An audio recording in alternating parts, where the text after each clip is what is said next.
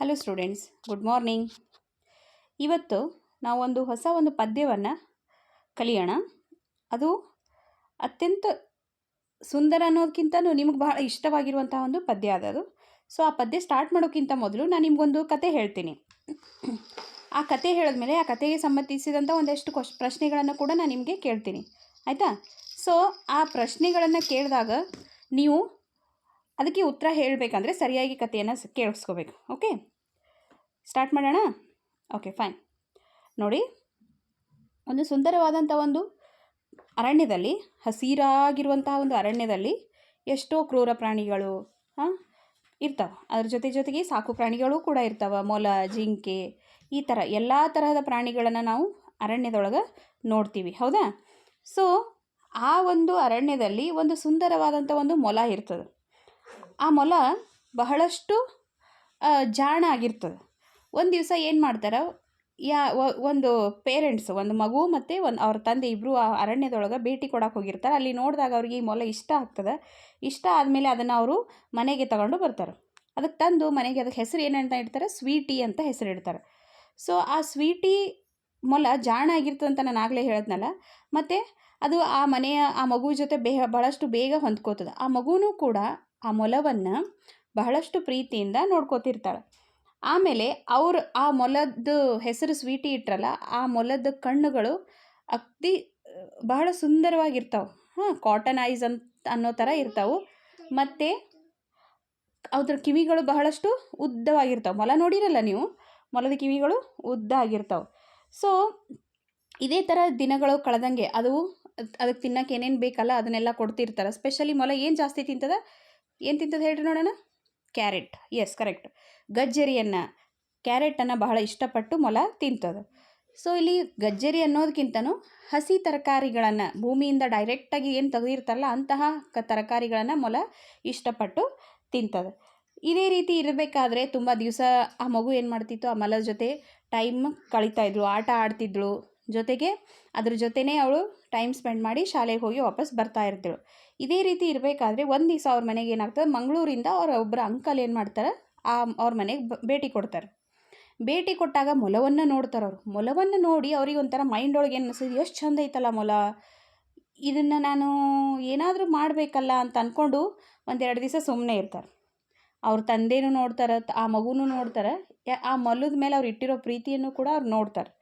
ಆದ್ರೆ ಅವ್ರ ಮುಂದೆನೇ ಡೈರೆಕ್ಟಾಗಿ ಏನೂ ಹೇಳೋಕ್ಕಾಗಂಗಿಲ್ಲ. ಯಾಕಂದರೆ ಅವ್ರ ಆಸೆ ಒಳ್ಳೇದಿರಲ್ಲ, ದುರಾಸೆ ಇರ್ತದೆ. ಏನಂದ್ರೆ ಅವ್ರ ಮೈಂಡ್ ಒಳಗೆ ಏನು ಬಂದಿರ್ತದೆ ಅಂದರೆ, ಈ ಮೊಲವನ್ನು ಯಾವಾಗ ನಾನು ಬೇಯಿಸಿ ತಿನ್ನಬೇಕು, ಯಾವಾಗ ನಾನು ತಿನ್ನಲಿ ಇದನ್ನು ಅಂತಂದರೆ, ಮೊಲದ ಮಾಂಸ ಬಹಳಷ್ಟು ರುಚಿಯಾಗಿರ್ತದೆ ಅಂತ ಹೇಳ್ತಾರೆ. ಸೊ ಇದನ್ನು ನಾನು ಯಾವಾಗ ತಿನ್ನಲಿ ಅಂತ ಅವ್ರ ತಲೆಯೊಳಗೆ ಆ ಥರ ಹೊಂಚು ಹಾಕ್ತಿರ್ತಾರೆ. ಸೊ ಆ ಟೈಮಲ್ಲಿ ಒಂದಿನ ಏನಾಗ್ತದಂದ್ರೆ, ಇವರು ತಂದೆ ಮತ್ತು ಮಗು ಎಲ್ಲೋ ಹೋದಾಗ ಅದೇ ಒಂದು ಸರಿಯಾದ ಸಮಯ ಅಂದ್ಕೊಂಡು ಅವ್ರ ಅಂಕಲ್ ಏನು ಮಾಡ್ತಿರ್ತಾರೆ, ಇದನ್ನು ಹೆಂಗಾರ ಮಾಡಿ ಇವತ್ತು ನಾನು ಬೇಯಿಸಿ ತಿಂದು ಬಿಡ್ಬೇಕು ಅಂತ ಪ್ಲ್ಯಾನ್ ಹಾಕೋತಿರ್ತಾರೆ. ಬಟ್ ಅವ್ರೇನು ಪ್ಲ್ಯಾನ್ ಹಾಕಿರ್ತಾರಲ್ಲ ಅದು ಮಾಡಬೇಕು ಅನ್ನೋಷ್ಟೊತ್ತಿಗೆ ಅವ್ರು ವಾಪಸ್ಸು ರಿಟರ್ನ್ ಆಗ್ತಾರೆ ಮನೆಗೆ. ರಿಟರ್ನ್ ಆದಮೇಲೆ ಇದು ನಡೆದಿರೋ ಘಟನೆ ಅಥವಾ ಅಲ್ಲಿ ಸನ್ನಿವೇಶವನ್ನು ನೋಡಿ ಮಗು ಬಹಳ ತಿಳ್ಕೊತದೆ, ಅವ್ರ ತಂದೆಗೂ ತಿಳಿತದೆ. ಅವ್ರು ಏನು ಮಾಡ್ತಾರೆ, ಅಂಕಲ್ನ ಸ್ವಲ್ಪ ಬೈದು, ನೋಡು ಈ ಥರ ಪ್ರಾಣಿಗಳನ್ನು ಸುಮ್ಮನೆ ನಾವು ಹಿಂಸೆ ಕೊಡಬಾರ್ದು, ಅವು ನಮಗೆ ಹೆಂಗೆ ಬದುಕಲಿಕ್ಕೆ ಇದು ಐತಲ್ಲ, ರೈಟ್ ಅದಲ್ಲ, ಹಕ್ಕದಲ್ಲ, ಪ್ರಾಣಿಗಳಿಗೂ ಕೂಡ ಬದುಕಲಿಕ್ಕೆ ಅದೇ ರೀತಿಯಾದಂಥ ಒಂದು ಹಕ್ಕು ಇರ್ತದೆ. ಸುಮ್ಮನೆ ನಾವು ನಮ್ಮ ಒಂದು ಸ್ವಾರ್ಥಕ್ಕೋಸ್ಕರ ಪ್ರಾಣಿಗಳನ್ನ ಸಾಯಿಸಬಾರ್ದು ಅಂತ ಅವ್ರ ಅಂಕಲ್ಗೆ ತಿಳಿ ಹೇಳಿ ಆ ಮೊಲವನ್ನು ಬಚಾವ್ ಮಾಡ್ತಾರೆ. ಸೊ ಈ ರೀತಿಯಾಗಿ ಆ ಮೊಲವನ್ನು ಬಚಾವ್ ಮಾಡಿ ಆ ಮಗು ಏನು ಮಾಡ್ತದೆ, ಮತ್ತೆ ವಾಪಸ್ ಅದನ್ನು ಒಯ್ದು ಅರಣ್ಯಕ್ಕೆ ಬಿಟ್ಟು ಬರ್ತಾಳೆ. ಸೊ ಈ ಒಂದು ಕಥೆಯಿಂದ ನಮಗೇನು ತಿಳಿತದಂದ್ರೆ, ನಾವು ಯಾವುದೇ ಪ್ರಾಣಿಗಳಿಗೆ ಸುಮ್ಮನೆ ಹಿಂಸೆಯನ್ನು ಕೊಡಬಾರ್ದು. ಮತ್ತು ಸುಮ್ಮನೆ ಹಿಂಸೆ ಕೊಡೋದಲ್ಲದೆ ಅವುಗಳಿಗೆ ತಂದು ಮನೆಯಲ್ಲಿ ಸಾಕೋದಾಗಿರ್ಬೋದು, ಅಥವಾ ಅವುಗಳ ಚರ್ಮವನ್ನು ತೆಗೆಯೋದು, ಈ ಥರ ಎಲ್ಲ ಮಾಡ್ತಿರ್ತಾರೆ. ಹುಲಿ ಚರ್ಮ ಎಲ್ಲ ತಗೊಂಡು ಮಾರೋದು, ಆನೆಯ ಹಲ್ಲನ್ನು, ದಂತವನ್ನು ಮಾರೋದು, ಆಮೇಲೆ ಜಿಂಕೆಯ ಖೋಡುಗಳನ್ನು, ಈ ಥರ ಏನು ಮಾಡ್ತಾರೆ, ತಮ್ಮ ಸ್ವಾರ್ಥಕ್ಕೋಸ್ಕರ, ದುಡ್ಡಿಗೋಸ್ಕರ ಏನು ಮಾಡ್ತಾರೆ, ಪ್ರಾಣಿಗಳ ಜೀವವನ್ನು ತೆಗಿತಾರೆ. ಅದನ್ನು ಯಾವತ್ತೂ ನಾವು ಮಾಡಬಾರ್ದು. ಪ್ರತಿಯೊಂದು ಪ್ರಾಣಿಗೂ ಕೂಡ ನಾವು ದಯೆಯನ್ನು ತೋರಿಸ್ಬೇಕು ಅನ್ನೋ ಒಂದು ಉದ್ದೇಶದಿಂದ ಈ ಒಂದು ಕಥೆಯನ್ನು ನಾನು ನಿಮ್ಗೆ ಹೇಳೀನಿ. ಇದೇ ಕತೆಗೆ ಸಂಬಂಧಪಟ್ಟಂಥ ಒಂದಿಷ್ಟು 4 ಪ್ರಶ್ನೆಗಳು ಬರ್ತಾವೆ. ಅವು ನಾನು ನಿಮಗೀಗ ಕೇಳ್ತೀನಿ, ಆಯಿತಾ? ಸೊ ಪ್ರಶ್ನೆಗಳು ಕೇಳಬೇಕಾದ್ರೆ ಉತ್ತರವನ್ನು ನೀವು ಆಲ್ರೆಡಿ ಗೊತ್ತು, ಈ ಕತೆ ಕೇಳಿರಿ, ತುಂಬ ಸುಂದರವಾದಂಥ ಕತೆ ಅದಲ್ಲ, ಸಣ್ಣ ಕತೆ ಅದ, ನೀವು ಹೇಳ್ತೀರಿ. ಸೊ ಈಗ ನೋಡೋಣ ಏನೇನೈತಿ ಅಂತ.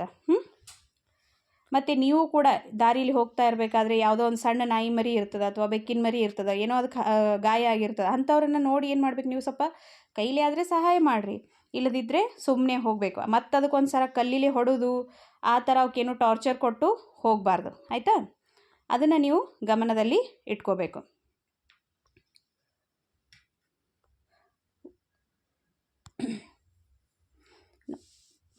ಈಗ ನೋಡಿರಿ, ಪೇಜ್ ನಂಬರ್ 49 ನಿಮ್ಮ ಟೆಕ್ಸ್ಟ್ ಬುಕ್ಕಲ್ಲಿ ಓಪನ್ ಮಾಡಿರಿ. ಇಲ್ಲಿ ಒಂದು ಪದ್ಯ ಅದ, ಕೈಂಡ್ನೆಸ್ ಟು ಆ್ಯನಿಮಲ್ ಅಂತ. ಇದೇ ಒಂದು ಪದ್ಯಕ್ಕೆ ಸಂಬಂಧಪಟ್ಟಂತಹ ಒಂದು ಬೇರೆ ಕಥೆಯನ್ನು ನಾನು ನಿಮ್ಗೆ ಹೇಳೀನಿ. ಆ ಹೇಳಿರುವ ಕಥೆಯ ಒಂದು ಆನ್ಸರ್ಸನ್ನು ಇಲ್ಲಿ ಬರೆಯೋಣ. Okay, shall we start? Okay, fine.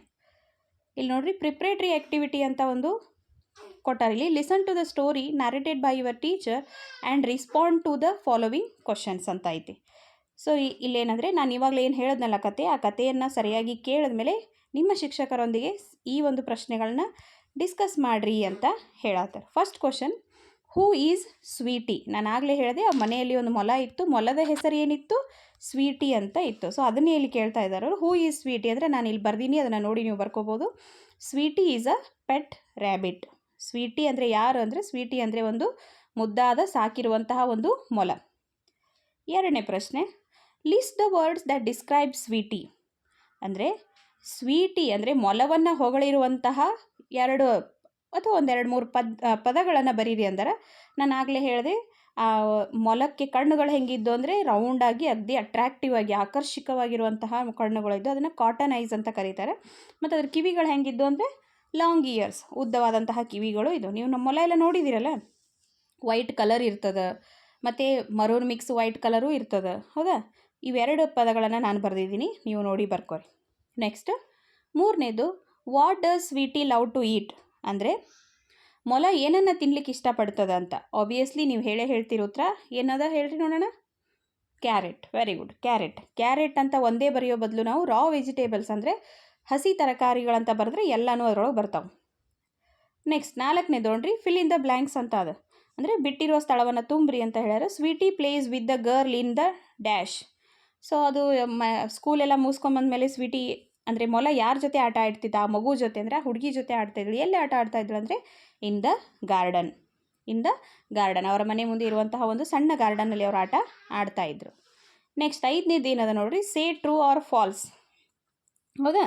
ತಪ್ಪು ಸರಿ ಯಾವುದು ಅಂತ ಹೇಳ್ರಿ ಅಂದ್ರೆ. 1ನೇದು, uncle Roshan wants to play with Sweety. Uncle Roshan wants to play with Sweety. ಇಲ್ಲ, ರೋಷನ್ ಅಂಕಲ್ಲು ಅವ್ನು ಸ್ವೀಟಿ ಜೊತೆ ಆಟ ಆಡ್ಲಿಕ್ಕೆ ಬಂದಿರಲಿಲ್ಲ, ಉಲ್ಟಾ ಅದನ್ನು ತಿನ್ಬೇಕಂತ ಅಂದ್ಕೊಂಡಿದ್ದ, ಅದು ಫಾಲ್ಸ್.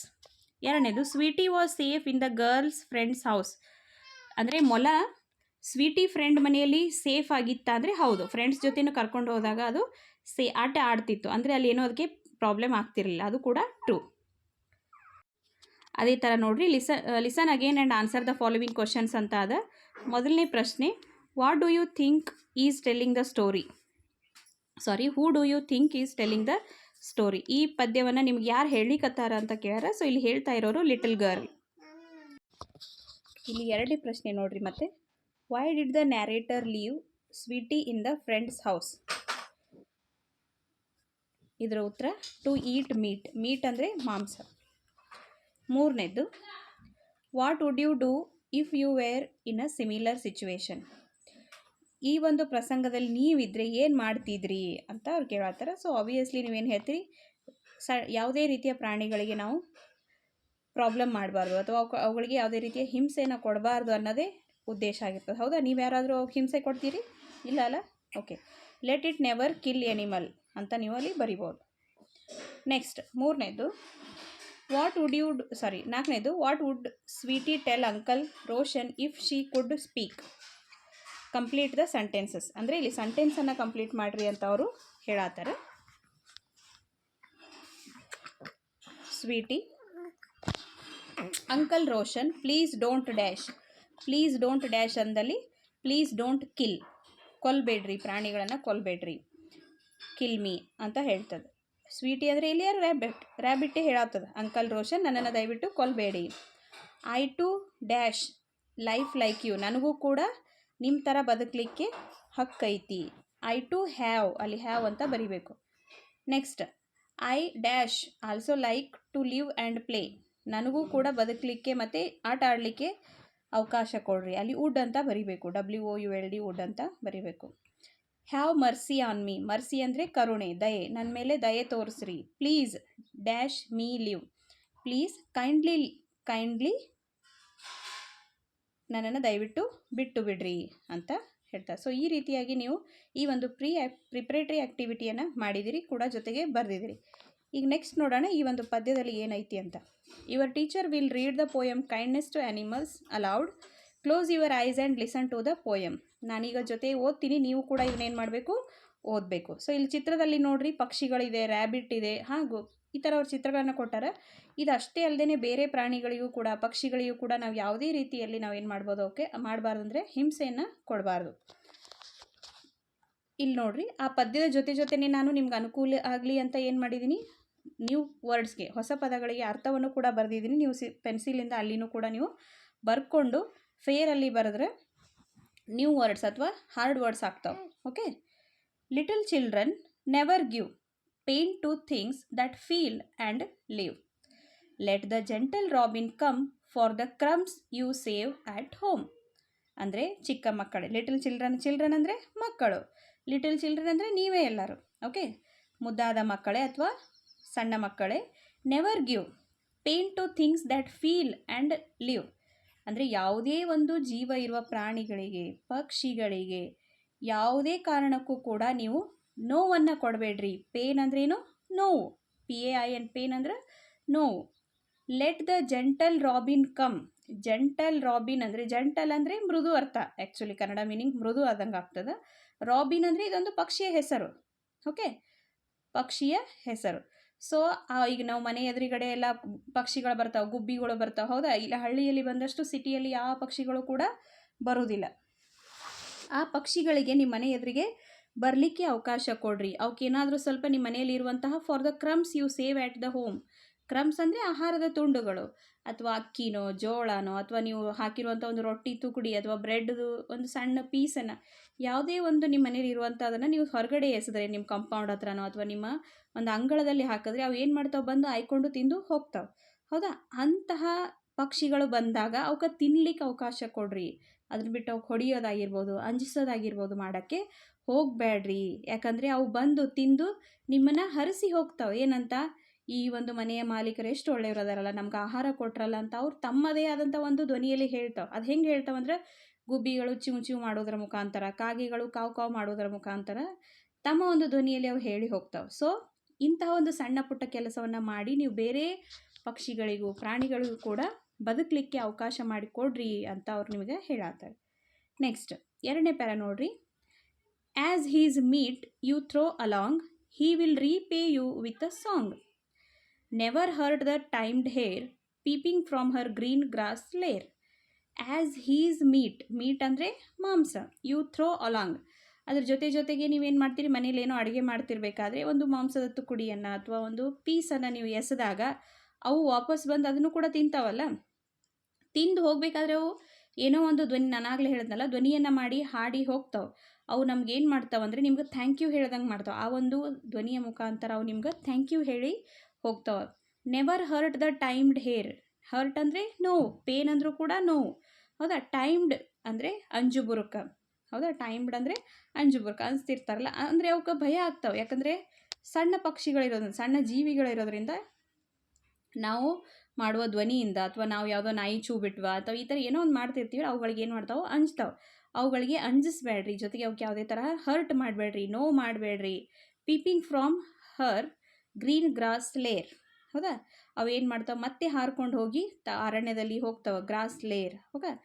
ಒಟ್ಟಿನಲ್ಲಿ ಇಲ್ಲಿ ನಮ್ಮ ಮನೆ ಎದುರಿಗೆ ಬಂದಂತಹ ಪಕ್ಷಿ ಪ್ರಾಣಿಗಳಿಗೆ ನಾವು ನೋವನ್ನು ಮಾಡಬಾರ್ದು. ನಮ್ಮ ಕಡೆ ಆದರೆ ಸಾಧ್ಯ, ಆದರೆ ಹೆಲ್ಪ್ ಮಾಡಬೇಕು, ಇಲ್ಲದಿದ್ದರೆ ಇಲ್ಲ. ಮೂರನೇ ಪ್ಯಾರ ನೋಡ್ರಿ. Let her come and sport and play on the lawn at close of day. The little lark goes soaring high to the bright windows of the sky. ನೋಡ್ರಿ, ಇಲ್ಲಿ let her come and sport and play. ಅವು ಯಾವುದೇ, ಹರ್ ಅಂದರೆ ಇಲ್ಲಿ ಯಾವುದೇ ಪಕ್ಷಿ ಪ್ರಾಣಿಯ ಯಾವುದೇ ಪಕ್ಷಿಗಳಾಗಿರ್ಬೋದು, ಅವುಗಳು ನಿಮ್ಮ ಮನೆಯ ಎದುರುಗಡೆ, ನಿಮ್ಮ ಶಾಲೆಯ ಎದುರುಗಡೆ ಬರ್ಲಿಕ್ಕೆ ಅವಕಾಶ ಕೊಡ್ರಿ. ಅವಕ್ಕೆ ಕಲ್ಲಿಂದ ಹೊಡಿಬೇಡ್ರಿ, ಬರಲಿ ಅವು ಬಂದು ಇಲ್ಲಿ ಸ್ವಲ್ಪ ಆಟ ಆಡಲಿ. ಆಟ ಆಡಿ ಆ ಒಂದು ಹುಲ್ಲು ಇರ್ತದೆ, ಗಿಡಗಳಿರ್ತವೆ, ಅಲ್ಲಿ ಅದ್ರ ಮೇಲೆ ಕೂತ್ಕೊಳ್ಳಿ. ಲಾನ್ ಅಂದರೆ ಹುಲ್ಲಿನಿಂದ ಕೂಡಿದ ಒಂದು ಸ್ಥಳ. ಹೌದಾ? ಈ ನಮ್ಮ ಶಾಲೆಯ ಕ್ಯಾಂಪಸ್ ಒಳಗೆ ನೋಡ್ತೀರಿ ಎಷ್ಟೊಂದು ಗಿಡಗಳದಾವು. ಇಲ್ಲೆಲ್ಲ ಪಕ್ಷಿಗಳೆಲ್ಲ ಬರ್ತಾವೆ. ಹೌದಾ? ಪಕ್ಷಿಗಳು ಬಂದು ಅವು ಒಂಥರ ಸದ್ದು ಮಾಡಿದ್ರೆ ಅದು ಒಂಥರ ಚಂದ ಅನ್ನಿಸ್ತದೆ. ಆ್ಯಟ್ ಕ್ಲೋಸ್ ಆಫ್ ಡೇ ಪ್ರತಿದಿನವೂ ಅವರು ಬಂದು ಇಲ್ಲಿ ಹಾಡಾಡಿ ಆಟ ಆಡಿ ಹೋಗಲಿ, ಅವಕ್ಕೆ ಯಾವುದೇ ತರಹ ನೋವನ್ನು ಮಾಡಬಾರೆ. ಆಮೇಲೆ ಅವ್ರು ಏನು ಮಾಡ್ತಾರೆ, the little lark goes soaring high. Lark ಅನ್ನೋ ಒಂದು ಪಕ್ಷಿ, ಅದಕ್ಕೆ ನಾವು ಕನ್ನಡದಲ್ಲಿ ಬಾನಾಡಿ ಪಕ್ಷಿ ಅಂತ ಹೇಳ್ತೀವಿ. ಅದು ಬಹಳಷ್ಟು ಎತ್ತರದವರೆಗೂ ಹಾರ್ತದೆ. ಸೋರಿಂಗ್ ಅಂದರೆ ಬಹಳಷ್ಟು ಎತ್ತರವರೆಗೆ ಹಾರೋದು. Okay. To the bright windows of the sky. Bright windows ಅಂದರೆ ಶುದ್ಧವಾದಂತಹ ಒಂದು ನಿಷ್ಕಲ್ಮಶವಾದಂಥ ಆಕಾಶದಲ್ಲಿ ಅವು ಮೇಲೆತ್ತರಕ್ಕೆ ಹೋಗಿ ಹಾರಲಿಕ್ಕೆ ಅವಕ್ಕೆ ಅವಕಾಶ ಮಾಡಿಕೊಡಿ. ಅವುಗಳಿಗೆ ಅಂಜಿಸಬೇಡಿ. ಒಟ್ಟು ಪ್ರತಿಯೊಂದು ಪ್ರಾಣಿ ಪಕ್ಷಿಗಳಲ್ಲಿ ನೀವು ದಯೆಯನ್ನು ತೋರಿಸ್ರಿ ಅಂತ ಅವರು ಹೇಳ್ತಿದ್ದಾರೆ. ನೆಕ್ಸ್ಟ್ ಕೊನೆಯ ಒಂದು ಪ್ಯಾರಾ ನೋಡ್ರಿ. Singing as if tea wear always spring and fluttering on an untired wing. Oh let him sing his happy song ನಾರ್ do these gentle creatures wrong. So ಕೊನೆಯ ಒಂದು ಪ್ಯಾರಾಗ್ರಾಫಲ್ಲಿ ಏನು ಹೇಳ್ತಿದ್ದಾರೆ ಅಂದರೆ, ಪ್ರತಿಯೊಂದು ಪಕ್ಷಿಗಳು ಅವು ಏನು ಮಾಡ್ತವೆ, ಅವು ತಮ್ಮದೇ ಆದಂಥ ಒಂದು ಧ್ವನಿಯಲ್ಲಿ ಹಾಡ್ತಿರ್ತವೆ. ಹೌದಾ? ಸೊ ಅವುಗಳಿಗೆ ಹಾಡಲಿಕ್ಕೆ ಅವಕಾಶ ಕೊಡಿ. ಯಾಕಂದರೆ ಒಂದಿಷ್ಟು ಪಕ್ಷಿಗಳು ಮಳೆಗಾಲದಲ್ಲಿ, ವಸಂತ ಕಾಲದಲ್ಲಿ, ಬೇಸಿಗೆಯಲ್ಲಿ ಈ ಥರ ಬೇರೆ ಬೇರೆ ಒಂದು ಸೀಸನಲ್ಲಿ ಬೇರೆ ಬೇರೆ ಪಕ್ಷಿಗಳ ಒಂದು ಸದ್ದನ್ನು ನೀವು ಕೇಳ್ತೀರಿ. ಹೌದಾ? ಆ್ಯಂಡ್ ಫ್ಲಟರಿಂಗ್ ಅಂದರೆ ವೇಗವಾಗಿ ರೆಕ್ಕೆ ಬಡಿದು. On an untired wing. Untired ಅಂದರೆ ಸುಸ್ತಿಲ್ಲಾರ್ದೆ, ಟೈರ್ಡ್ ಅಂದರೆ ಸುಸ್ತಾಗೋದು, ಅನ್ಟೈರ್ಡ್ ಅಂದರೆ ಸುಸ್ತಿಲ್ಲಾರ್ದಂಗೆ ಆಗೋದು. ವಿಂಗ್ ಅಂದರೆ ರೆಕ್ಕೆ. ಸೊ ಇಲ್ಲಿ ಓವರ್ ಆಲ್ ಅರ್ಥ ಏನಂದರೆ, ಅವು ತಮ್ಮ ಒಟ್ಟು ಸುಸ್ತಾಗಿಲ್ಲ ಅನ್ನೋ ಥರ ಜೋರಾಗಿ ವೇಗವಾಗಿ ತಮ್ಮ ರೆಕ್ಕೆಗಳನ್ನು ಬಡಿದು ಮೇಲೆತ್ತರಕ್ಕೆ ಹಾರಿ ಹೋಗ್ತಾವೆ. ಹೌದಾ?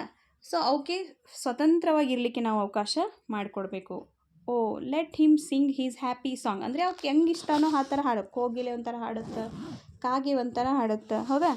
ಈ ಥರ ತಮಗೆ ಇಷ್ಟ ಆಗಿರೋ ಥರ ಅವು ಇರಲಿಕ್ಕೆ ನಾವು ಬಿಟ್ಟು ಬಂದರೆ, ಅವು ಕೂಡ ಬೇರೆ ಒಂದು ಕ್ರಿಯೇಚರ್ಸ್ ಅಂದರೆ ಹುಳು ಅಥವಾ ಕ್ರಿಮಿ, ಬೇರೆ ಕ್ರಿಯೇಚರ್ಸ್ಗೆ, ಹುಳುಗಳಿಗೆ, ಕ್ರಿಮಿಕೀಟಗಳಿಗೆ ಅವನು ಕೂಡ ಏನೂ ತೊಂದರೆ ಕೊಡೋದಿಲ್ಲ. ನಾವು ಕೂಡ ತೊಂದರೆ ಕೊಡಬಾರ್ದು. ಸೊ ಒಟ್ಟಿನಲ್ಲಿ ಈ ಒಂದು ಪದ್ಯದ ಉದ್ದೇಶ ಏನಂದರೆ, ನಾವು ಯಾವುದೇ ಪ್ರಾಣಿ ಪಕ್ಷಿಗಳಿಗೆ ಹಿಂಸೆಯನ್ನು ಕೊಡಬಾರ್ದು, ತೊಂದರೆಯನ್ನು ಕೊಡಬಾರ್ದು. ಪ್ರತಿಯೊಂದು ಪ್ರಾಣಿ, ಸಕಲ ಪ್ರಾಣಿಗಳಲ್ಲಿ, ಸಕಲ ಜೀವಿಗಳಲ್ಲಿ ದಯೆ ಇರಲಿ ಅಂತ ಹೇಳ್ತಾರಲ್ಲ ನಮ್ಮಲ್ಲಿ, ಆ ರೀತಿ ಪ್ರತಿಯೊಬ್ಬರಿಗೂ ಕೂಡ ನಾವು ಏನು ಮಾಡಬೇಕು, ಬದುಕಲಿಕ್ಕೆ ಅವಕಾಶ ಕೊಡಬೇಕು. ನಾವು ಕೂಡ ಬದುಕಬೇಕು. ಹೌದಾ?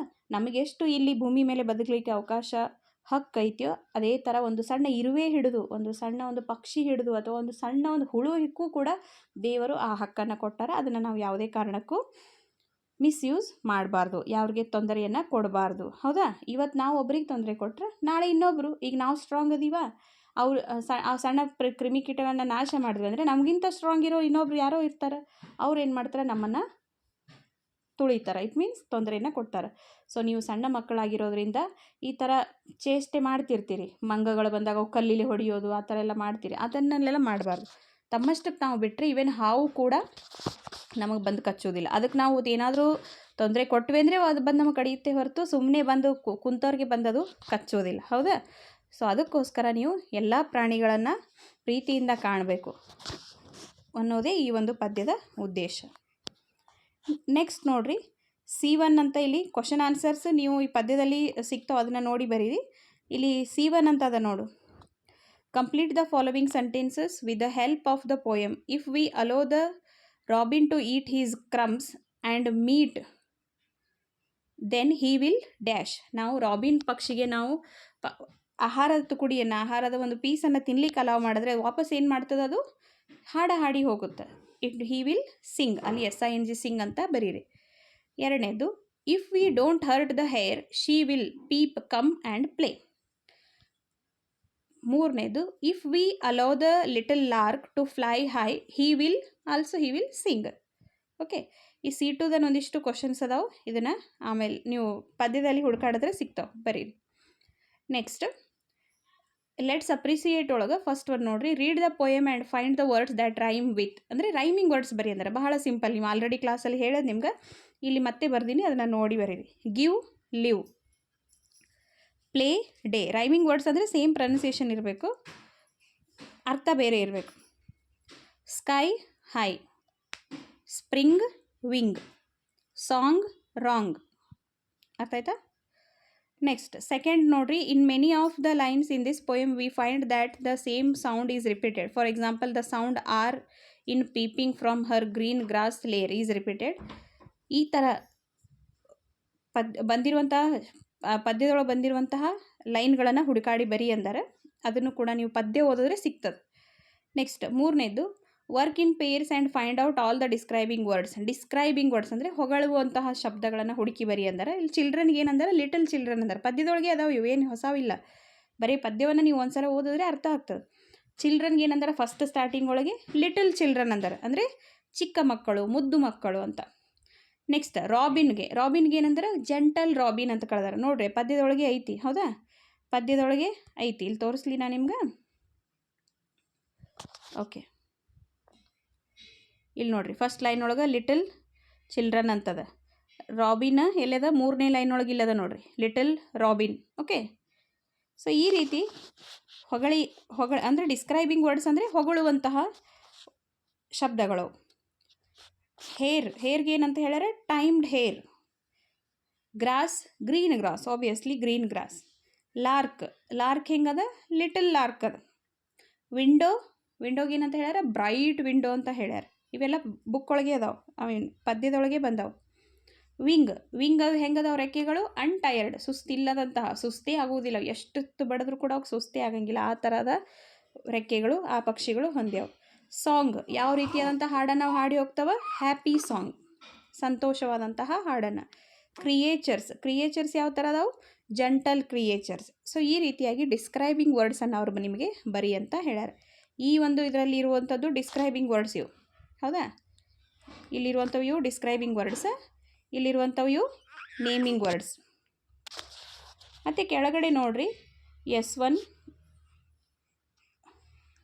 Right this poem on a chart, fourth one ನೋಡ್ರಿ, write this poem on a chart and display it on the school notice board. ಅಂದರೆ ಏನು ಮಾಡೋದಂದರೆ ಈ ಪದ್ಯವನ್ನು ನೀಟಾಗಿ ನೀವು ಒಂದು ದೊಡ್ಡ ಒಂದು ಕಾರ್ಡ್ ಶೀಟಲ್ಲಿ ಅಥವಾ ಡ್ರಾಯಿಂಗ್ ಶೀಟಲ್ಲಿ ನೀಟಾಗಿ ಬರೆದು ಅದನ್ನು ಶಾಲೆಯಲ್ಲಿ ನೋಟಿಸ್ ಬೋರ್ಡ್ ಇರ್ತದಲ್ಲ, ಅಥವಾ ನಾವು ಏನು ಪ್ರಾರ್ಥನೆಯಲ್ಲಿ ಮಾಡ್ತೀವಲ್ಲ ಅಲ್ಲಿ ಅದನ್ನು ಡಿಸ್ಪ್ಲೇ ಮಾಡಿ ಓದಿ ಎಲ್ಲರಿಗೂ ಕೂಡ ಹೇಳ್ರಿ ಅಂತ ಹೇಳ್ಯಾರ. ಅಂದರೆ ಬೇರೆ ಮಕ್ಕಳಿಗೂ ಕೂಡ, ಬೇರೆ ಕ್ಲಾಸಿನ ಮಕ್ಕಳಿಗೂ ಕೂಡ ಅದರ ಬಗ್ಗೆ ಅರಿವಾಗಲಿ ಅಂತ. ನೆಕ್ಸ್ಟ್ ಲೆಟ್ಸ್ ಸ್ಪೀಕ್, ಇದು ಸ್ಪೀಕಿಂಗ್ ಸ್ಕಿಲ್ ಒಳಗೆ ಬರ್ತದೆ. It is not right to kill anything without a good reason, discuss. ಇದು ನಿಮ್ಮ ಒಳಗೆ ಫ್ರೆಂಡ್ಸ್ ಒಳಗೆ ಏನು ಮಾಡಂದ್ರೆ ಚರ್ಚೆ ಮಾಡಿರಿ ಅಂತ ಹೇಳ್ಯಾರ. ಏನಂದರೆ ಯಾವುದೇ ಪ್ರಾಣಿಗಳಿಗೆ ನಾವು ಹಿಂಸೆ ಕೊಡುವುದು ಅಥವಾ ಸಾಯಿಸೋದು ನಮ್ಮ ಹಕ್ಕಲ್ಲ, ಅದು ತಪ್ಪು ಅನ್ನೋದನ್ನು ನೀವು ಒಪ್ಪುವುದಾದರೆ ಹೇಗೆ, ಅದನ್ನು ನೀವು ಫ್ರೆಂಡ್ಸ್ ಜೊತೆ ಡಿಸ್ಕಸ್ ಮಾಡ್ಬೋದು, ಹೌದಾ? ನೆಕ್ಸ್ಟ್ S2 ನೋಡ್ರಿ, ಏನದ? Sit in groups, ask 2 or 3 interesting questions on each of the following birds and animals. ಇವೆಲ್ಲ ನೀವು ಹಳ್ಳಿಯ ಮಕ್ಕಳಾಗಿರೋದ್ರಿಂದ ನಿಮ್ಮ ಪ್ರತಿಯೊಂದು ಪ್ರಾಣಿಯ ಬಗ್ಗೆ, ಪಕ್ಷಿಯ ಬಗ್ಗೆ ಜಾಸ್ತಿ ಗೊತ್ತದೆ, ನೀವು ಡೈರೆಕ್ಟಾಗಿ ನೋಡಿರ್ತೀರಿ. ಮೊದಲನೇದು ಏನು ಕೊಟ್ಟಾರ? ಪ್ಯಾರೆಟ್. ಆ ಒಂದು ಪಕ್ಷಿ ಅಥವಾ ಪ್ರಾಣಿಯ ಬಗ್ಗೆ ಏನು ನಿಮಗೆ ಇಂಟ್ರೆಸ್ಟಿಂಗ್ ಅನ್ನಿಸ್ತದೆ, ಯಾವುದು ನಿಮ್ಗೆ ಚಲೋ ಅನ್ನಿಸ್ತದೆ, ಆ ಒಂದೆರಡು ಸೆಂಟೆನ್ಸನ್ನು ಹೇಳಂತಾರೆ. ಮೊದಲು ಕನ್ನಡದಲ್ಲಿ ಟ್ರೈ ಮಾಡಿರಿ, ಆಮೇಲೆ ಇಂಗ್ಲೀಷ್ನ ಹೇಳೋಕೆ ಪ್ರಯತ್ನನ ಮಾಡ್ಬೋದು. ಪ್ಯಾರೆಟ್ ಅಂದರೆ ಗಿಳಿಯ ಬಗ್ಗೆ ನಮ್ಗೆ ಏನು ಇಷ್ಟ ಅನಿಸ್ತದೆ? ಇದು ಒಂದು ಸುಂದರವಾದಂತಹ ಪಕ್ಷಿ, ಹಸಿರು ಕಲರು ಇರುತ್ತದೆ, ಮುಂದೆ ಅದ್ರ ಮೂಗು ಕೆಂಪಾಗಿರ್ತದೆ, ಹೌದಾ? ಸೊ ಸುಂದರವಾದಂಥ ಪಕ್ಷಿ, ಜೊತೆಗೆ ಏನು ಮಾಡ್ತದೆ ಅದು? ನಾವು ಮಾತಾಡಿದ್ದನ್ನು ಮಿಮಿಕ್ ಮಾಡ್ತದೆ, ಮಾತಾಡಲಿಕ್ಕೆ ಪ್ರಯತ್ನ ಮಾಡ್ತದೆ, ಹೌದಾ? ಸೊ ಈ ರೀತಿಯಾಗಿ ನೀವು ಅದ್ರ ಬಗ್ಗೆ ಹೇಳ್ಬೋದು, ಪ್ಯಾರೆಟ್ ಬಗ್ಗೆ ಹೇಳ್ಬೋದು. ನನಗಿಂತ ಮತ್ತೆ ನೀವು ಇನ್ನೂ ಬೇರೆದನ್ನು ಕೂಡ ಹೇಳ್ಬೋದು. ಎರಡನೇದು ಏನದ? ಡಾಗ್ ಒಂದು ನಿಯತ್ತಿನ ಪ್ರಾಣಿ, ನಾಯಿ ಒಂದು ನಿಯತ್ತಿನ ಪ್ರಾಣಿ ಅಂತ ಹೇಳ್ಬೋದು. ಮನೆ ಕಾವಲು ಮಾಡ್ತದೆ, ಹೌದಾ? ಮಾಲೀಕನಿಗೆ ಯಾವಾಗಲೂ ಕೂಡ ಅದು ಬದ್ದಾಗಿರ್ತದೆ. ನೆಕ್ಸ್ಟ್ ಕೌ, ಇದೇ ರೀತಿ ಇಲ್ಲಿ ಕೊಟ್ಟಿರೋ ಎಲ್ಲ ಪ್ರಾಣಿಗಳು ಏನು ಕೌ ಅದ ನೋಡ್ರಿ, ಆಕಳು, ಕ್ಯಾಟ್ ಬೆಕ್ಕು, ಹಾರ್ಸ್ ಕುದುರೆ, ಲಯನ್ ಸಿಂಹ, ಕ್ರೋ ಕಾಗೆ, ಇವತ್ತರ ಬಗ್ಗೆ ಏನು ಮಾಡಬೇಕು? ನೀವು ನಿಮ್ಮ ಫ್ರೆಂಡ್ಸ್ ಹತ್ರನೇ ಮಾತಾಡಿ ಅದ್ರ ಬಗ್ಗೆ ನೀವು ಹೇಳ್ಬೋದು. ನೆಕ್ಸ್ಟ್ S3 ನೋಡ್ರಿ, ಇದು ಇಂಟ್ರೆಸ್ಟಿಂಗ್ ಅದ ಬಹಳಷ್ಟು. ಹೂ ಆ್ಯಮ್ ಐ ಅಂದರೆ ಕನ್ನಡದೊಳಗೆ ಒಗಟುಗಳು ಬರ್ತಾವೆ, ಒಗಟುಗಳು ಬಂದಾಗ ನೀವು ಅದನ್ನು ಬಿಡಿಸಿ ಹೇಳ್ತೀರಲ್ಲ, ಅದೇ ರೀತಿ ಇಂಗ್ಲೀಷಲ್ಲೂ ಕೂಡ ಬರ್ತಾವೆ, ಅದನ್ನೇ ಇಲ್ಲಿ ಕೊಟ್ಟಾರೆ. ಮೊದಲನೇದು ನೋಡ್ರಿ, ನಾನು ಆಲ್ರೆಡಿ ಆನ್ಸರ್ ಬರ್ತಿದ್ದೀನಿ, ಬಟ್ ನೀವು ಟ್ರೈ ಮಾಡಿರಿ, ಆಯಿತಾ? I am very big, I like to eat peanuts and hay, I have 4 legs and 2 big ears, my long nose is called a trunk. ಅಂದರೆ ನಾನು ತುಂಬ ದೊಡ್ಡದಾದಂಥ ಪ್ರಾಣಿ ಇದ್ದೀನಿ, ಹೌದಾ? ನನಗೆ ನಟ್ಸನ್ನು ತಿನ್ನಲಿಕ್ಕೆ ತುಂಬ ಇಷ್ಟ, ಮತ್ತು ನನಗೆ 4 ಕಾಲುಗಳು, 2 ದೊಡ್ಡ ಕಿವಿಗಳದಾವು, ಮತ್ತು ನನ್ನ ಒಂದು ಮೂಗನ್ನು ಅಥವಾ ನೋಸ್ ಅದನ್ನು ಏನಂತ ಕರೀತಾರಂದರೆ ಟ್ರಂಕ್ ಅಂತ ಕರೀತಾರೆ. ಟ್ರಂಕ್ ಅಂದರೆ ಸೊಂಡಿಲು. ಸೊಂಡಿಲು ಅಂದ ತಕ್ಷಣ ನೀವು ಯಾವುದು ಪ್ರಾಣಿ ಹೇಳ್ತೀರಿ? ಆಬ್ವಿಯಸ್ಲಿ ಆನೆ ಅಂತ ಹೇಳ್ತೀರಿ. Yes, that is right. I am an elephant. ELEPHANT ಅಂತ ಬರೆದ್ರೆ ಮುಗೀತು ಆನ್ಸರ್. ಎರಡನೇದು ನೋಡ್ರಿ. My skin is green and slippery. I have 4 legs and webbed feet. I eat bugs and little fish. I can swim under water and hop on land. Okay, my skin is green. ನನ್ನ ಒಂದು ಚರ್ಮ ಹಸಿರಾಗಿದೆ ಮತ್ತು ಸ್ಲೀಪರಿ, ಒಂಥರ ಜರ್ದಂಗೆ ಅನಿಸ್ತದೆ, ಅಂದರೆ ಮುಟ್ಟಿದ್ರೆ ಜರಿತದೆ ಅನ್ನೋ ಥರ. ಕಾಲುಗಳು 4. ಕಾಲಿನ ಏನು ಪಾದ ಇರ್ತದಲ್ಲ ಅದು ಒಂಥರ ಜಾಳಿಗೆ ಇದ್ದಂಗೆ ಇರ್ತದೆ, web. I eat bugs and little fish. ನಾನು ಸಣ್ಣ ಸಣ್ಣ ಹುಳುಗಳನ್ನು ಮತ್ತು ಸಣ್ಣ ಸಣ್ಣ ಮೀನುಗಳನ್ನು ತಿಂತೀನಿ. ನಾನು ನೀರಲ್ಲಿ ಸ್ವಿಮ್ ಮಾಡ್ತೀನಿ, ಈಜಾಡ್ತೀನಿ, ನೆಲದ ಮೇಲೆ ಜಂಪ್ ಮಾಡ್ತೀನಿ. ಸೊ ಆಬ್ವಿಯಸ್ಲಿ ನೀವು ಹೇಳ್ತೀರಾ ಯಾವುದು? ಹೇಳ್ರಿ ನೋಡೋಣ. ಕಪ್ಪೆ. ಎಸ್, ಕರೆಕ್ಟ್, ಕಪ್ಪೆ. ಹೌದಾ? ಫ್ರಾಗ್. ಮೂರನೇದು ನೋಡ್ರಿ. I am soft and furry pet. I have 4 legs and a long tail. I have sharp teeth and claws. I like to chase mice. Okay, I am a soft and furry pet ಅಂದರೆ ನನ್ನ ಒಂದು ಚರ್ಮದ ಮೇಲೆ ಇರುವಂತಹ ಕೂದಲುಗಳು ನಾನು ಹೆಂಗಿರ್ತಂದ್ರೆ ಮೆತ್ತಗೆ ಮತ್ತು ಫುಲ್ ಕೂದಲು ಇರ್ತದೆ. ಕಾಲುಗಳು 4 ಮತ್ತು ಒಂದು ಉದ್ದನೆಯ ಬಾಲ. ನನಗೆ ಶಾರ್ಪ್ ಟೀತ್ ಅಂದರೆ ಖೂರಾದಂಥ ಹಲ್ಲುಗಳದಾವು. ಮತ್ತು I like to chase mice. ನನಗೆ ಇಲಿ ಅಂದರೆ ಬಹಳ ಇಷ್ಟ. ಆಬ್ವಿಯಸ್ಲಿ ಇಲಿ ಅಂದರೆ ಇಷ್ಟ ಅಂದರೆ ನೀವು ಯಾರನ್ನು ಹೇಳ್ತೀರಿ? ಎಸ್, ಕರೆಕ್ಟ್, ದಟ್ ಈಸ್ ಬೆಕ್ಕು, ಕ್ಯಾಟ್. ನೆಕ್ಸ್ಟ್ 4ನೇದು ನೋಡ್ರಿ. I live in the ocean. I like to eat crabs. I can change colours. My 8 legs are called tentacles. ಇದು ನೀವು ನೋಡಿದಿರೆಲ್ಲ ಗೊತ್ತಿಲ್ಲ, ಬಟ್ ಚಿತ್ರದಲ್ಲಿ ಮೂವಿಯಲ್ಲೆಲ್ಲ ನೋಡಿರ್ತೀರಿ. I live in the ocean. ಇದು ನದಿಯಲ್ಲಿ ಇರುವುದಿಲ್ಲ, ಹೊಳೆಗಳಲ್ಲಿ ಇರುವುದಿಲ್ಲ. ಇಲ್ಲಿ ಎಲ್ಲಿರ್ತದೆ ಅಂದರೆ ಸಾಗರಗಳಲ್ಲಿ ಇರ್ತದೆ. ನನಗೆ ಕ್ರ್ಯಾಬ್ಸ್ ಅಂದರೆ ಏಡಿಯನ್ನು ತಿನ್ನಲಿಕ್ಕೆ ನಂಗೆ ಭಾಳ ಇಷ್ಟ. I can change colours. ನಾನು ಬಣ್ಣವನ್ನು ಬದಲಾಯಿಸಬಲ್ಲೆ. ನನಗೆ 8 ಕಾಲುಗಳಿದಾವೆ. ಆ 8 ಕಾಲುಗಳಿಗೆ ಏನಂತ ಕರೀತಾರೆ ಅಂದರೆ ಟೆಂಟಕಲ್ಸ್ ಅಂತ ಕರೀತಾರೆ. ಸೊ ಇದನ್ನು ನಾವು ಕನ್ನಡದೊಳಗೆ ಅಷ್ಟಪದಿ ಅಂತ ಹೇಳ್ತೀರಲ್ಲ, ಅಷ್ಟಪದಿ, ಅಥವಾ ಅದಕ್ಕೆ ಇಂಗ್ಲೀಷ್ ಒಳಗೆ ನಾವು ಏನಂತ ಕರಿತೀವಿ? ಆಕ್ಟೋಪಸ್ ಅಂತ ಕರೀತಾರೆ. ಹೌದಾ? ಇದ್ರ ಉತ್ತರ ಆಕ್ಟೋಪಸ್. ನೆಕ್ಸ್ಟ್ 5ನೇದು. I am small and shy. I have 8 legs. I eat bugs. I catch them in my web. ಅಂದರೆ ನಾನು ಅಗ್ದಿ ಸಣ್ಣ ಒಂದು, ಮತ್ತು ಶೈ ಅಂದರೆ ನಾಚಿಕೆ. ಆ್ಯಕ್ಚುಲಿ SHY ಶೈ ಅಂದರೆ ನಾಚಿಕೆ ಬರುವಂಥದ್ದು. ಸೊ ಇಲ್ಲಿ ನಾನು ಸಣ್ಣದಂಥ ಒಂದು ಹುಳು. I have 8 legs. ನನಗೆ 8 ಕಾಲುಗಳದಾವು. I eat bugs. ನಾನು ಬಗ್ಸನ್ನು ತಿಂತೀನಿ. I catch them in my web. ನಾನು ಅವುಗಳನ್ನು ಇರುವೆಗಳನ್ನು, ಸಣ್ಣ ಹುಳುಗಳನ್ನು ನನ್ನ ವೆಬ್ಬಲ್ಲಿ, ನನ್ನ ಜಾಳಿಗೆಯೊಳಗೆ ಅವಕ್ಕೆ ಕ್ಯಾಚ್ ಮಾಡಿ ಹಿಡಿದಿಟ್ಕೊಂಡು ತಿಂತೀನಿ. ಅವಕ್ಕೆ ಹಿಡಿದ್ನಿ ಅಂದರೆ ಹೊರಗೆ ಹೋಗೋಕ್ಕೆ ಬರೋಂಗಿಲ್ಲ. ಈಗ ಜಾಳಿಗೆ ಅಂದ ತಕ್ಷಣ ನಿಮ್ಗೆ ಸಡನ್ನಾಗಿ ಯಾವ್ದು ನೆನಪಿಗೆ ಬರ್ತದೆ? ಮನೆಯೊಳಗೆ ಇರ್ತದಲ್ಲ, ಮನೆ ಮೇಲೆಲ್ಲ ನಿಮ್ಮ ಮಮ್ಮಿಗಳು ಬೈತಿರ್ತಾರೆ, ಕಸ ಗುಡಿಸು ಅಂತ. ಏನದು? ಜಾಳಿಗೆ. Yes, correct, spider. ಹೌದಾ? ಸ್ಪೈಡರ್. ಆ್ಯಂಡ್ ಕೊನೆಯದು ನೋಡ್ರಿ. I live in lakes and rivers. I eat fish and birds. I have 4 legs and a long tail. I have lots of pretty teeth. I live in lakes and rivers ಅಂದರೆ ನಾನು ನದಿ ಮತ್ತು ಸರೋವರಗಳಲ್ಲಿ ಇರ್ತೀನಿ. ನಾನು ಮೀನು ಮತ್ತು ಪಕ್ಷಿಗಳನ್ನು ತಿಂತೀನಿ. ನನಗೆ ಕೂಡ 4 ಕಾಲುಗಳು, ಒಂದು ಉದ್ದನೆಯಾದಂಥ ಒಂದು ಬಾಲ ಅದ. I have lots of pretty teeth. ಅದಕ್ಕೆ ಬಾಯಿಯಲ್ಲಿ ಬಹಳಷ್ಟು ಸುಂದರವಾದಂಥ ಹಲ್ಲುಗಳದಾವಂತ. ಸೊ ಇದ್ರ ಉತ್ತರ ಮೊಸಳೆ, ಕ್ರೊಕೊಡೈಲ್. ಓಕೆ,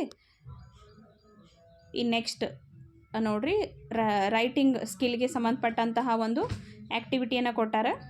ಇಲ್ಲಿ ಚಿತ್ರವನ್ನು ಕೊಟ್ಟಾರ. ಈ ಚಿತ್ರವನ್ನು ನೋಡಿ ಕೆಳಗೆ ಪ್ರಶ್ನೆಗಳನ್ನು ಕೇಳ್ಯಾರ. ಆ ಪ್ರಶ್ನೆಗಳಿಗೆ ಉತ್ತರವನ್ನು ಬರಿ ಅಂತ ಹೇಳ್ಯಾರ. ಮೊದಲು ಚಿತ್ರವನ್ನು ಅಬ್ಸರ್ವ್ ಮಾಡಬೇಕು. ನೀವು ಅಬ್ಸರ್ವ್ ಮಾಡಿ ಏನು ಮಾಡಬೇಕು? ಆಮೇಲೆ ಕೆಳಗೆ ಕೊಟ್ಟಿರೋ ಪ್ರಶ್ನೆಗಳನ್ನು ಹುಡುಕಿ ಬರೀಬೇಕು. ಬಹಳ ಸಿಂಪಲ್ ಅದ. What do U C in the sky ಅದ. ಆಬ್ವಿಯಸ್ಲಿ ನೀವು ಈ ಆಕಾಶದಲ್ಲಿ ಏನನ್ನು ನೋಡ್ತೀರಿ ಅಂದರೆ ಇಲ್ಲಿ ಆನ್ಸರ್ಸ್ ಹಿಂಟು ಕೊಟ್ಟಾರ, ಅದನ್ನು ನೋಡಿ ನೀವು ಬರಿಬೋದು. ಆಕಾಶದಲ್ಲಿ ನಾವು ಏನನ್ನು ನೋಡ್ತೀವಿ ಅಂದರೆ clouds, birds and sun. Clouds, birds and sun. ಇಲ್ಲಿ ನೋಡ್ರಿ, ಇದು ಕ್ಲೌಡ್ಸ್, ಬರ್ಡ್ಸ್, ಓಕೆ, ಸನ್ ಇಲ್ಲಿ ಮೇಲೆ ಅದು. ಎರಡನೇ ಪ್ರಶ್ನೆ. How many boats are there in the sea. ಈ ಒಂದು ಸಾಗರದಲ್ಲಿ ಅಥವಾ ಸಮುದ್ರದಲ್ಲಿ ಎಷ್ಟು ಬೋಟ್ಗಳದಾವೆ, ಹಡಗುಗಳದಾವೆ ಅಂದರೆ ನೋಡ್ರಿ 2 ಅದಾವೆ. ಹೌದಾ, 2 ಅದಾವೆ. 3ನೇ ಪ್ರಶ್ನೆ, what are the children doing? ಮಕ್ಳು ಏನು ಮಾಡತ್ತಾರಪ್ಪ ಅಂದರೆ ದೇ ಆರ್ ಎಂಜಾಯಿಂಗ್. ಇಲ್ಲಿ ನೋಡ್ರಿ, ಈ ಮಕ್ಕಳು ಕೂಡ ಆಟ ಆಡ್ಲಿಕ್ತಾರೆ, ಈ ಮಕ್ಕಳು ಈಜಾಡ್ಲಿಕ್ಕತ್ತಾರ. ಈ ರೀತಿಯಾಗಿ ಒಟ್ಟಿನಲ್ಲಿ ಎಲ್ಲ ಮಕ್ಕಳು ಏನು ಮಾಡತ್ತಾರೆ ಅಂದರೆ ಎಂಜಾಯ್ ಮಾಡ್ಲಿಕ್ಕತ್ತಾರೆ. 3ನೇದು, what is the girl collecting? ಈ ಹುಡುಗಿ ಏನು ಕಲೆಕ್ಟ್ ಮಾಡ್ಲಿತ್ತಾಳ ಅಂತ ಇಲ್ಲಿ ಕುಂತಾಳ ನೋಡ್ರಿ. ಈ ಹುಡುಗಿ ಏನು ಕಲೆಕ್ಟ್ ಮಾಡ್ಲತ್ತಾಳ ಅಂದರೆ ಇವಳು ಏನು ಮಾಡತ್ತಾಳ, ಅಲ್ಲಿ ಸಮುದ್ರ ದಂಡಿ ಬಿದ್ದಿರ್ತಾವಲ್ಲ ಹವಳಗಳು, ಚಿಪ್ಪುಗಳು, ಅವುಗಳನ್ನು ಕಲೆಕ್ಟ್ ಮಾಡತ್ತಾಳ. She is collecting shells. 5ನೇ ಪ್ರಶ್ನೆ, what is the boy doing with the sand? ಈ ಹುಡುಗ ಏನು ಮಾಡತ್ತಾನೆ, ನೀವು ಉಸುಕಿನಲ್ಲಿ ಏನು ಮಾಡತ್ತಾನೆ ಅಂದ್ರೆ ಉಸುಕೊಳಗೆ ಸ್ಯಾಂಡ್ ಕ್ಯಾಸಲನ್ನು ಮಾಡತ್ತಾನೆ. ಸ್ಯಾಂಡ್ ಕ್ಯಾಸಲ್ ಅಂದರೆ ನೀವೆಲ್ಲ ಸಣ್ಣವರು ಎಲ್ಲ ಹೊಳೆ ದಂಡಿಗೆ ಹೋದಾಗ ಆಟ ಆಡ್ತೀರಲ್ಲ, ಕಾಲು ಒಳಗಡೆ ಇಟ್ಟು ಮೇಲೆಲ್ಲ ಉಸುಕು ಮುಡ್ಚಿ ಅದಕ್ಕೇನು ಮಾಡ್ತೀರಿ, ಗುಬ್ಬಿ ಗೂಡು ಥರ ಮಾಡ್ತಿರಲ್ಲ, ಅದನ್ನೇ ಸ್ಯಾಂಡ್ ಕ್ಯಾಸಲ್ ಅಂತ ಕರೀತಾರೆ. ನೆಕ್ಸ್ಟ್ ಕೊನೆಯ ಪ್ರಶ್ನೆ, what are the children drinking? ಇಲ್ಲಿ ಮಕ್ಕಳು ಅದಾರ ನೋಡ್ರಿ, ಇವ್ರು ಏನು ಕುಡಿಯಾಕತ್ತಾರ ಅಂತ ಕೇಳಿದ್ರೆ ಆಬ್ವಿಯಸ್ಲಿ ಕೈಯಾಗಿ ನೋಡಿದ್ರೆ ಗೊತ್ತಾಗ್ತದೆ, ತೆಂಗಿನಕಾಯಿದ ಹಸಿ ತೆಂಗಿನಕಾಯಿ ನೀರನ್ನು ಕುಡಿಯತ್ತಾರ. ಟೆಂಡರ್ ಕೋಕೋನಟ್, ಎಳೆ ನೀರನ್ನು ಅವರು ಕುಡಿಲಿಕ್ಕತ್ತಾರೆ. ಸೊ ಈ ರೀತಿಯಾಗಿ ಈ ಒಂದು ಕೈಂಡ್ನೆಸ್ ಟು ಆ್ಯನಿಮಲ್ ಅನ್ನೋ ಪದ್ಯದೊಳಗೆ ಏನು ಮಾಡ್ಯಾರ ಅಂದ್ರೆ ಪ್ರೀ ಆ್ಯಕ್ಟಿವಿಟಿನೂ ಮಾಡಿದ್ವಿ, ನಾವು ಪದ್ಯವನ್ನು ನೋಡಿದ್ವಿ, ಜೊತೆಗೆ ಕ್ವಶನ್ ಆನ್ಸರಲ್ಲಿ ಬಂದಿರುವಂತಹ C1, S1, S2 writing speaking ಸ್ಕಿಲ್ಗೆ ಸಂಬಂಧಪಟ್ಟಂಥ ಒಂದಿಷ್ಟು ಪ್ರಶ್ನೆಗಳನ್ನು ನಾವು ನೋಡಿದ್ದೀವಿ. ಓಕೆ, ಸೊ ಈ ಪದ್ಯವನ್ನು ಮತ್ತೊಮ್ಮೆ ಓದ್ರಿ, ಈ ಹಾರ್ಡ್ ವರ್ಡ್ಸನ್ನು ಬರೀರಿ. ಬರೆದು ನೀವು ಕೂಡ ಎಲ್ಲ ಪ್ರಾಣಿಗಳಲ್ಲಿ ಯಾವುದೇ ಪ್ರಾಣಿಗಳಿಗೆ ಹಿಂಸೆಯನ್ನು ಕೊಡದೇನೆ ಪ್ರತಿಯೊಂದು ಪ್ರಾಣಿಗೂ ಕೂಡ ನಾವು ಬದುಕಲಿಕ್ಕೆ ಅವಕಾಶದಂತ ತಿಳ್ಕೊಂಡು ಏನು ಮಾಡಬೇಕು, ಅವಕ್ಕೆ ಹಿಂಸೆಯನ್ನು ಕೊಡಬಾರ್ದು, ಜೊತೆಗೆ ಅವನು ಬದುಕಲಿಕ್ಕೆ ಅವಕಾಶ ಕೊಡಬೇಕು, ನಾವು ಕೂಡ ಬದುಕಬೇಕು, ಸಕಲ ಪ್ರಾಣಿಗಳಲ್ಲಿ ದಯೆ ಇರಲಿ ಅನ್ನೋ ಒಂದು ಉದ್ದೇಶದಿಂದ ಈ ಒಂದು ಪದ್ಯವನ್ನು ನಿಮ್ಮ 6ನೇ ವರ್ಗಕ್ಕೆ ಇಟ್ಟಿದ್ದಾರೆ. ಅರ್ಥ ಆಯ್ತಾ? ಓಕೆ, ಮುಂದಿನ ಒಂದು ಪಾಠದಲ್ಲಿ ಮತ್ತೆ ಸಿಗೋಣ. Thank you.